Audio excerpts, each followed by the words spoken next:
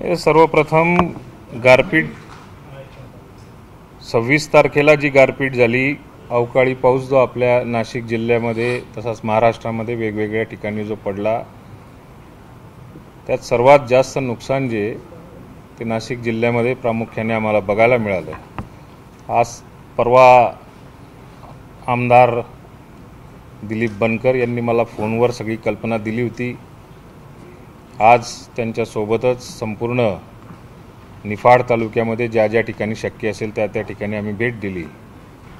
आजच्या बैठकीमध्ये जो आढावा घेतला आणि त्याच्यामध्ये प्राथमिक नजरअंदाज अहवाल जो आमच्या समोर आलेला आहे, त्यात प्रामुख्याने सुरुवातीला 32,833 हेक्टर जमिनीचं नुकसान झालेलं दिसतंय, पण आणखी सकाळपासनं काही आकडे त्याच्यामध्ये 2,000 हेक्टरपर्यंत वाढलेले आहेत।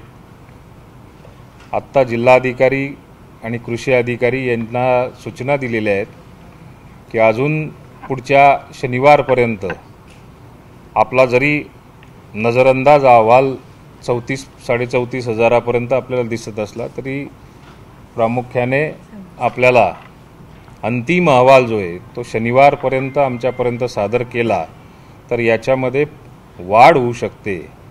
नाशिक जिल्ह्यामध्ये आज जी गारपीट झाली, अवकाळी पाऊस पडला, त्याच्यात प्रामुख्याने द्राक्षाचं फार मोठ्या प्रमाणावरती नुकसान झालेलं आहे, कांद्याचं नुकसान झालं आहे, टोमॅटोचं नुकसान झालेलं आहे, भात शेतीमध्ये बऱ्यापैकी परिणाम झालेला आहे, भाजीपाल्यामध्ये परिणाम झालेला आहे।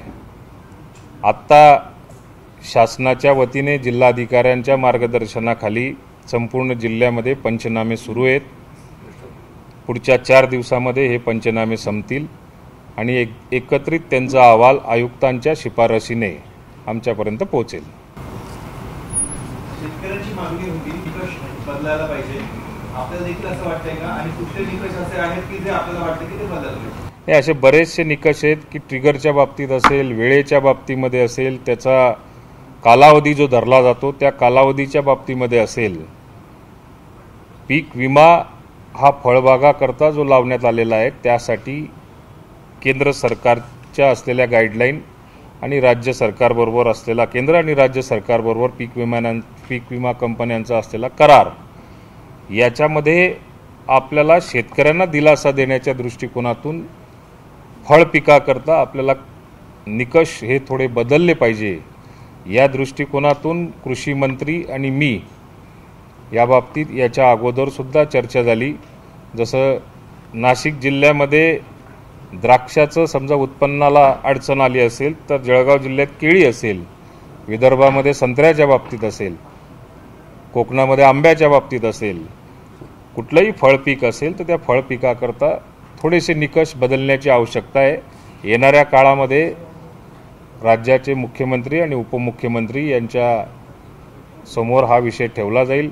कृषी विभागाकडनं याचा प्रस्ताव मंत्रिमंडळासमोरही ठेवला जाईल आणि केंद्राबरोबर याची चर्चा करून याच्यात निकष बदलून शेतकऱ्याला काय फायदा होईल याचा प्रयत्न केला जाईल।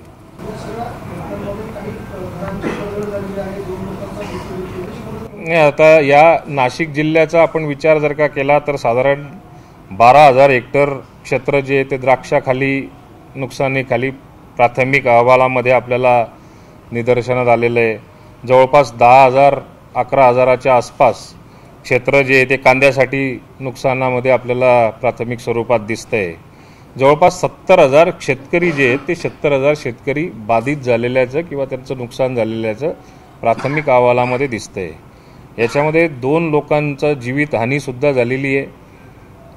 जे 2 लोक मृत्युमुखी पडलेले आहेत त्यांना जी मदत दिली जाते NDRF आणि SDRFच्या निकषानुसार, ती मदत आज सायंकाळपर्यंत जे काही मृत झालेले आहेत त्या व्यक्तींपर्यंत ती पोचवली जाईल। जनावरांच्या बाबतीमध्ये असेल, पशुधन जे असेल त्या पशुधनामध्ये साधारण लहान गुरं जे असतील त्यांचं 50 ठिकाणी मृत्युमुखी पडलेले आपल्याला आढळून आलेले आहेत आणि 15 मोठी जनावरं आत्तापर्यंत तरी निदर्शनात आलेले आहेत। टप्प्याटप्प्याने समजा हे वाढत जरी गेलं तरी त्याचा आपण योग्य तो मोबदला किंवा योग्य ती मदत त्या ठिकाणी केली जाईल। आत्ता जिल्हाधिकाऱ्यांना याही सूचना दिलेल्या आहेत की आता पंचनामे करत असताना अंशतः आणि पूर्णतः ज्या घरांची पडझड झालेली असेल त्याचेसुद्धा पंचनामे यासोबतच करायचे आणि याचा एकत्रित प्रस्ताव आमच्याकडे अंतिम प्रस्ताव जो असेल तो अंतिम प्रस्ताव शनिवारपर्यंत मदत पुनर्वसन विभागाकडे तो पोहोचेल आयुक्तांकडनं, अशी त्यांना सूचनाही दिलेल्या आहेत. मला जी काही आत्तापर्यंत माहिती मिळालेली आहे, साधारण 16 जिल्ह्यांमध्ये या अवकाळी पावसाचा किंवा गारपिटीचा परिणाम झालेला दिसतोय. त्या 16 जिल्ह्यांमध्ये 87 ते 88 हजार हेक्टर जमिनीचं नुकसान प्राथमिक अहवालामध्ये निदर्शनात आलेलं आहे. प्रत्येक जिल्ह्याच्या जिल्हाधिकाऱ्यांना सगळ्या सूचना कालच सेक्रेटरींच्या माध्यमातून, मुख्यमंत्र्यांनी त्यांच्या माध्यमातून सगळ्या जिल्हाधिकाऱ्यांना सूचना दिलेल्या आहेत आणि आपापले प्रस्ताव आपापल्या जिल्ह्यामध्ये कृषी विभागाशी चर्चा करून जिल्हाधिकाऱ्यांनी सगळे प्रस्ताव हे राज्याकडे मदत पुनर्वसन विभागाकडे पाठवण्याच्या सूचना या जिल्हाधिकाऱ्यांकडे गेलेल्या आहेत. आपल्या माध्यमातून किंवा उद्या जमलंच तर आमचं सगळ्या जिल्हाधिकाऱ्यांबरोबर आमची चर्चासुद्धा होईल. ज्यांचे पंचनामे झाले असतील ते सगळे पंचनामे येत्या शनिवारपर्यंत अंतिम प्रस्ताव, अंतिम अहवाल जो असेल तो सादर होईल, अशी सूचना प्रत्येक जिल्हाधिकाऱ्यांना दिली गेलेली आहे.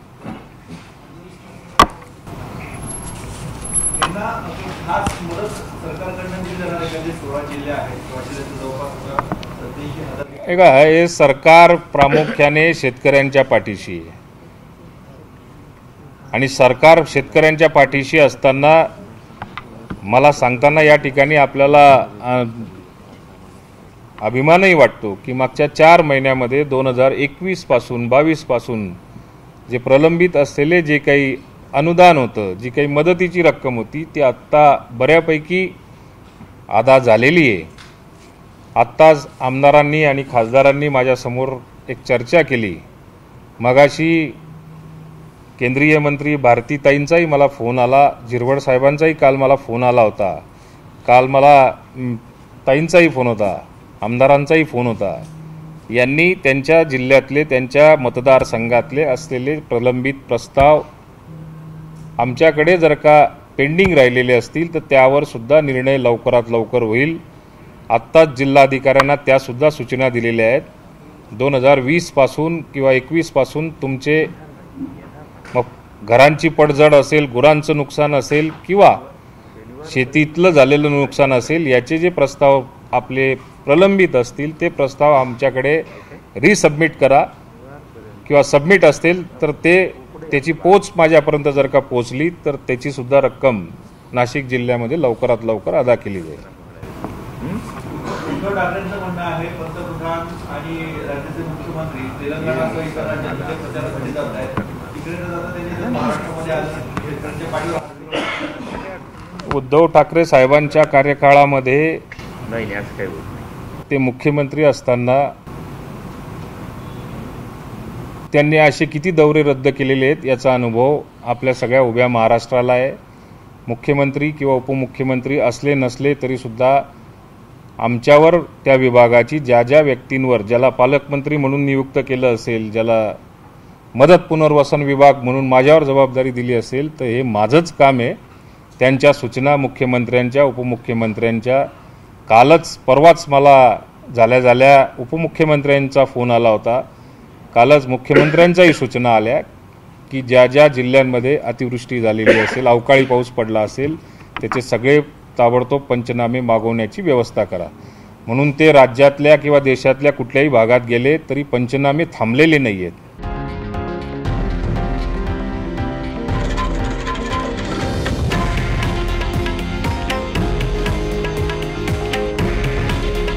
हे आहे देशातील नंबर 1 न्यूज नेटवर्क आणि आपण पाहत आहात TV9 मराठी.